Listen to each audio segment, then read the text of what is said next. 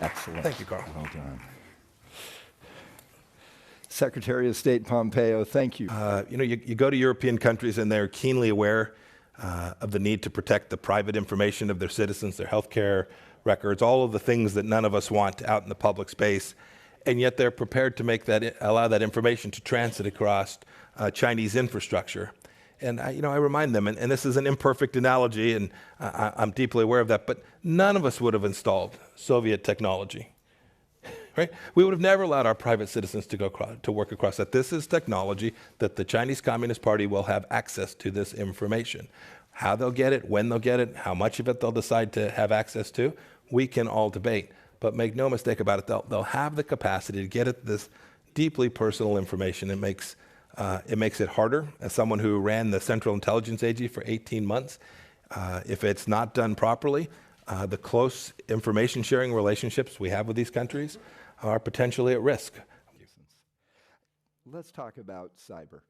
As a leading member of the administration. So we continue to be in conversation with them about convincing them that it is in the North Koreans' best interest to deliver on the commitment that Chairman Kim made now, 18 months ago in June of 2018.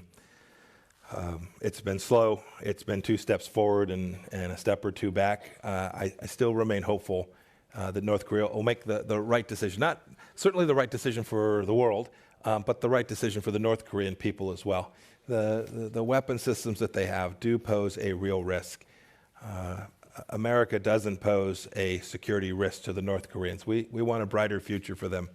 And if we can get the right arrangement, if we can get the sequence right, and we can have serious conversations about it, I still hold out hope that we can convince Chairman Kim to move away from the nuclear weapons as their great wall of protection, to think seriously about the right path forward for his people. I hope we have the launches that took place from North Korea, the short-range ballistic missiles that were launched over the past several months, certainly posed more of a risk to them than they do to anyone here in the West Coast or in the United States. I want to talk to them about how we're going to approach the next month, what the opportunities are for continued negotiation and conversations. I also want to make sure that we're all talking to China in the same way. The issue of North Korea is unlikely to be resolved without the Chinese government also weighing in, making very clear to the North Korean leadership that it is also the Chinese expectation that North Korea will denuclearize. And how do you believe the administration should? It is at the core of the Trump administration's belief that people all across the world yearn for freedom.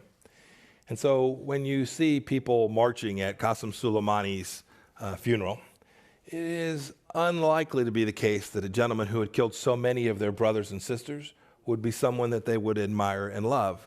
And so you have to reconcile. Well, why are they there? The answer is you're sitting in an authoritarian space, and the resources of the state are dedicated to putting people in the streets. In the moments that followed, in the days that have followed, you've watched the Iranian people take to the streets with a very different message. And they have done so at enormous personal risk. And some of them, if history is any indicator, will be imprisoned and have imprisoned in Iran. But nonetheless, that desire for freedom, that seeking of knowing that the regime is fundamentally treating the Iranian people unfairly. I think most Iranian people know that.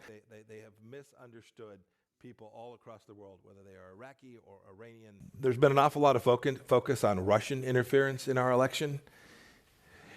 Woe be it to the leaders who just simply think that it's Russia that's trying to have an impact on our elections. There are many actors who are actively involved, trying to figure out how they can impact America's elections, how they can exert influence, how they can mess with our system. And you all know this. If our system lacks integrity, if the American people don't have confidence that our leaders are duly elected, that presents an enormous risk to the American experiment. President Trump is committed to making sure that we do everything we can to never put America in that situation. Thank you, Carl. Thank you. Thank you. Take my Niners cap. God bless you. Thank you very much.